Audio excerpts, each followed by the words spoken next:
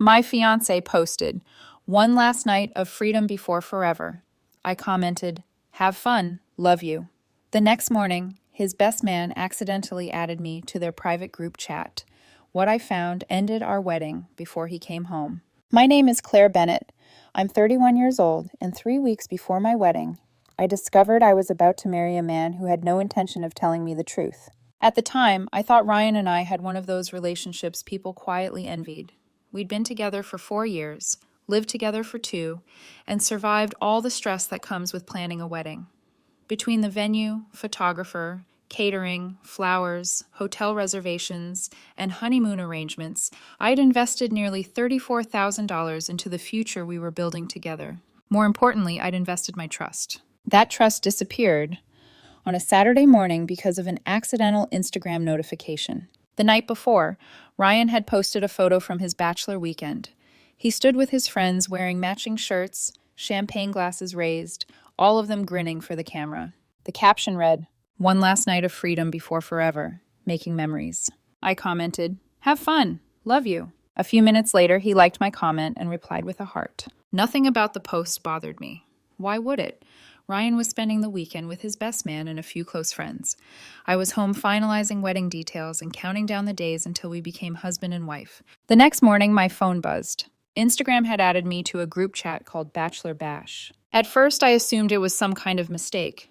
Then I noticed who had added me. Ryan's best man. That was when I realized I wasn't supposed to be there. Before I could leave, I saw the latest video. Ryan was dancing with a woman I'd never seen before. They were close enough to make me uncomfortable, but I still tried to rationalize it. People dance in clubs. Maybe it looked worse than it was. Then I watched the next video. Ryan and the same woman were sitting together in a VIP section. His arm was around her waist. Her hand rested on his chest. Each clip got worse. By the time I reached the fourth video, Ryan was leaving the club with her. I felt my stomach drop. Still, part of me kept hoping there would be an explanation. Then I found the hotel footage. Ryan wasn't in the suite he'd shown me earlier that evening. Different room, different furniture, different curtains. The woman was there. One of his friends had posted the clip with a caption that made my chest tighten. He said yes to more than marriage tonight. I remember dropping my phone. Not dramatically. My hand simply stopped working. When I picked it up again, things got worse. The evidence kept piling up. Photos, screenshots, messages, jokes from his friends, and eventually comments from Ryan himself. One friend wrote, "Claire can never find out." Another responded, "She'd leave your ass." Ryan replied, "She'll never know." A few minutes later, he added, "Love that woman, but what happens here stays here." That sentence hurt more than the videos. The cheating was devastating, but the confidence behind those messages was somehow worse. Ryan wasn't acting like a man who felt guilty. He sounded like a man who believed he was completely safe. I spent the next 2 hours saving every photo, message, and video I could find before emailing copies to myself and backing everything up to the cloud. Then the group chat exploded. The best man had finally realized what he'd done. Messages started pouring in. "Oh my God. Tell me she hasn't seen it. Is she still in the group?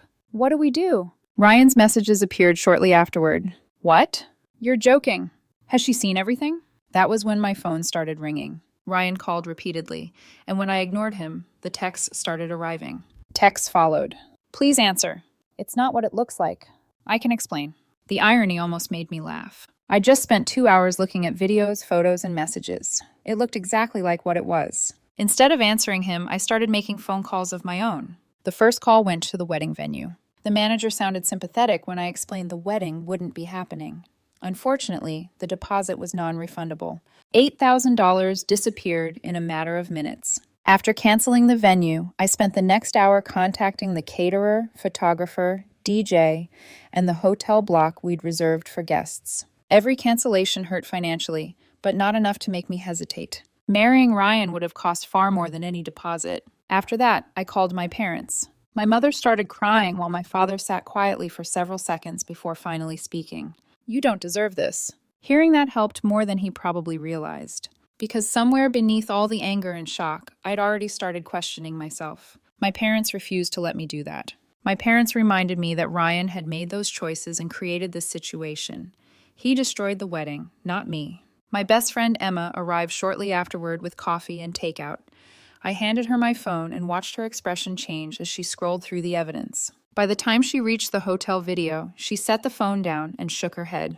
What the hell is wrong with him? I didn't have an answer. Neither of us did. A few hours later, I sent a simple email to our guests. I didn't include details or expose Ryan. I simply informed everyone that the wedding had been canceled and asked for privacy. Once that email went out, there was no going back. The future we'd planned together officially ended. Around 4 o'clock, I heard tires screech into the driveway. Ryan came through the front door looking like a man who'd spent the entire day watching his life fall apart. His hair was a mess, his shirt was wrinkled, and the color had drained from his face.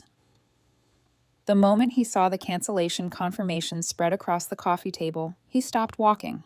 Claire, I stayed seated. Explain what?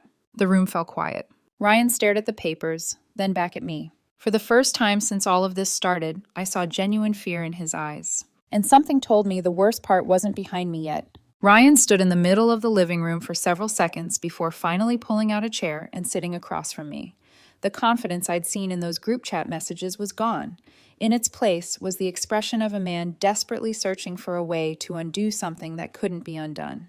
Claire, please let me explain. I folded my arms. Go ahead. For the next 20 minutes, I listened to every excuse imaginable. None of it changed the facts. At one point, he admitted he'd been scared as the wedding got closer. That was probably the most honest thing he said all day. Unfortunately, honesty arriving after betrayal doesn't fix much. If you were scared, I asked, why didn't you talk to me? Ryan rubbed his face. I don't know. You could have gone to therapy. I know. You could have postponed the wedding. I know. You could have done literally anything except sleep with another woman. That finally ended the excuses. A few minutes later, his phone started ringing. A few minutes later, his mother called. The moment Ryan saw her name on the screen, his expression changed. I knew why. His family was about to get involved. And if there was one thing I'd learned over the years, it was that Ryan's family never handled accountability particularly well. The moment he answered, I could hear her voice through the phone. She wasn't asking what happened. She was demanding to know why the wedding had been canceled. Eventually, she insisted on speaking to me. Against my better judgment, I took the call. The conversation went exactly the way you'd expect. First, she called it a misunderstanding. Then she called it a mistake. Then she told me marriage required forgiveness. What struck me most wasn't what she said. It was what she didn't say. At no point did she ask whether I was okay. At no point did she acknowledge what Ryan had done. The entire conversation revolved around the wedding, the embarrassment, and the consequences. Finally, I said something that seemed to stop her cold. One mistake is sending a text to the wrong person. Cheating requires a series of choices. She didn't have much to say after that. Neither did Ryan.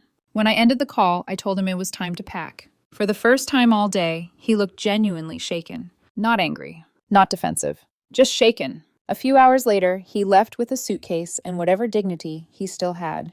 Before walking out the door, he tried one last time. I love you. I asked him a question I'd been thinking about all day. If I hadn't been added to that group chat, would you have told me? Ryan didn't answer. He didn't need to. The silence told me everything. He would have married me while keeping the secret. That realization hurt more than the cheating itself, because it meant the betrayal wasn't limited to one night. It was supposed to continue forever. The next morning, the pressure campaign began, starting with Ryan's parents before spreading to relatives and family friends. The message was always the same. 4 years was a long time. Everyone made mistakes. I was overreacting. Marriage required forgiveness. At first, I responded politely. Eventually, I stopped responding altogether. There wasn't much point arguing with people who had already decided the outcome they wanted. The situation became stranger when mutual friends started calling me. Apparently, Ryan's mother had been reaching out behind the scenes, explaining her version of events. According to her, Ryan had made a small mistake during his bachelor trip, and I'd destroyed our future because I couldn't move past it. The problem with that version of events was simple. Evidence already existed. People had already seen screenshots and videos, while others had heard the truth from mutual friends. The more his family talked, the faster the real story spread. One evening, Emma called me laughing. I hadn't heard her laugh like that in weeks. What happened? Ryan's mom called Megan. Megan was one of our mutual friends. And Emma laughed again. Megan asked if she was talking about the same bachelor party where Ryan slept with another woman. That conversation apparently ended very quickly. For the first time since everything happened, I actually smiled. The truth was finally doing what truth tends to do, finding its way out. Unfortunately, Ryan's family wasn't finished. A few days later, they crossed a line neither Emma nor I expected. Someone contacted my workplace. The caller claimed to be a concerned parent. According to them, I was emotionally unstable after the breakup and creating problems for everyone around me. My manager called me into his office and showed me the report. At first, I couldn't believe what I was reading. Then the anger hit. This wasn't about saving a relationship anymore. This was retaliation. Fortunately, my manager had known me for 6 years. He wasn't interested in rumors. He was interested in facts. When I explained everything and showed him some of the evidence, he immediately understood what was happening. His response was refreshingly simple. So your ex cheated, got caught, and now his family is harassing you? That's about the size of it. He shook his head. HR will handle it. And they did. Just like that. The attempt to damage my reputation failed before it even started. But the biggest revelation came the following weekend. A cousin of Ryan's reached out and asked if we could talk.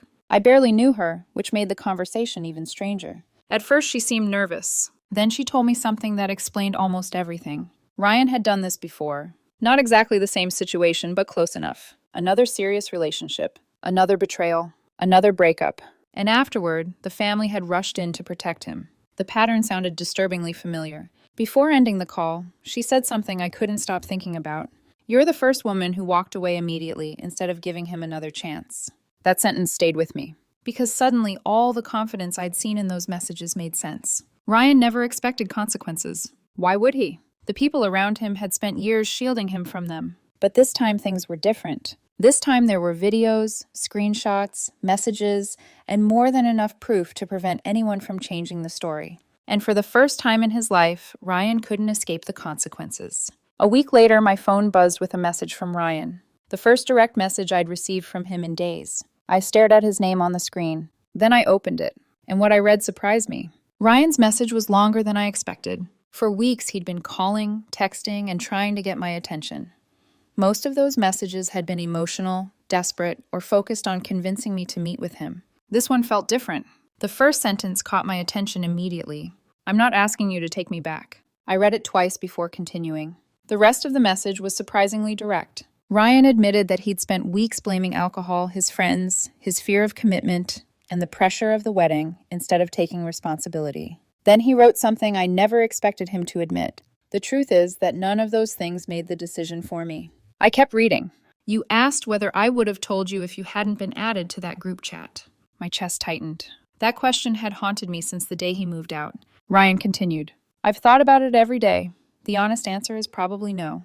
I closed my eyes. Not because the answer surprised me, because hearing him finally say it out loud removed any remaining doubt. If that accidental invitation had never happened, I would have married him 3 weeks later. I would have stood in front of our families and friends, exchanged vows, and started a marriage built on a secret I wasn't supposed to discover. That realization still made me uncomfortable. According to Ryan, the part he regretted most wasn't getting caught or losing the wedding. It was choosing to deceive me in the first place. For the first time since everything happened, I believed he was being honest. That didn't mean I trusted him. It didn't mean I wanted him back. It simply meant he had finally stopped trying to escape responsibility. When I finished reading, I set my phone down and sat quietly for a while. The apology didn't fix anything because trust doesn't magically reappear the moment someone admits what they did. But it gave me something useful. Clarity. And clarity is often more valuable than closure. A few minutes later, Emma called. After hearing about the message, she listened for a moment before saying something that stuck with me. You know what's sad? What? If he'd shown this level of honesty before he got caught, things might have been different. I nodded. Because she wasn't wrong. Confession takes courage. Accountability after exposure takes far less. Still, at least Ryan was finally facing reality. A few days later, the last of the family drama collapsed on itself. Apparently, Ryan's mother continued calling people and trying to explain her version of events. That strategy worked until she reached the wrong person. One of our former wedding guests happened to be a retired attorney who had known my family for years.